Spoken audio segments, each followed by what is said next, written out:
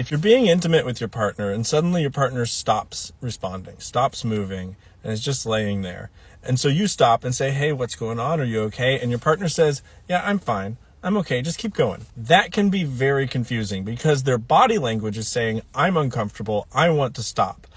But with their words, they're saying, keep going. This is fine. It's a confusing situation, and I wouldn't fault you for being confused. But if something feels wrong, then something is wrong. Even if all that's wrong is that you have a hard time reading your partner's body language, you need to be able to tell when they're uncomfortable. So if you think they're uncomfortable and they're actually comfortable, then something is wrong.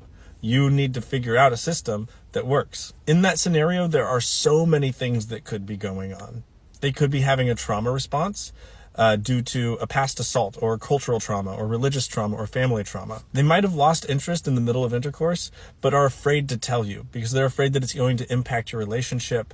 And since they told you that they wanted to 10 minutes ago, they now feel very guilty because they don't want to now. They might think that if they stop in the middle of intercourse that you're going to become angry or that you might hate them for it. And they would rather deal with the physical trauma of just letting you finish than to deal with the emotional trauma of harming your relationship. You don't know what's going on in their head, and they might not know either.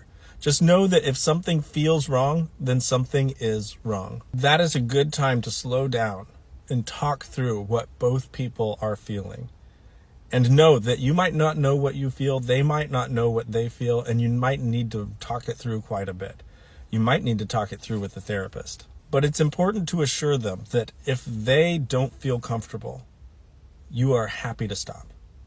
And you won't be frustrated or angry or physically harmed. Let them know that if they are not enjoying it, you don't want to do it. That's not good for you either. You need to be patient with each other. You need to learn to communicate with each other. Because the last thing that you want to do is to be intimate with a partner who doesn't want it. Because that will hurt them. And it will destroy your relationship. And I do want to say, if anyone, either partner, is having a trauma response during intimacy, they should look for a therapist. If you can get into therapy, get into therapy. Don't try to figure it out on your own. You should always be listening to your partner, and if their body language doesn't match their words, then you are not communicating well. And you need to talk through what's happening.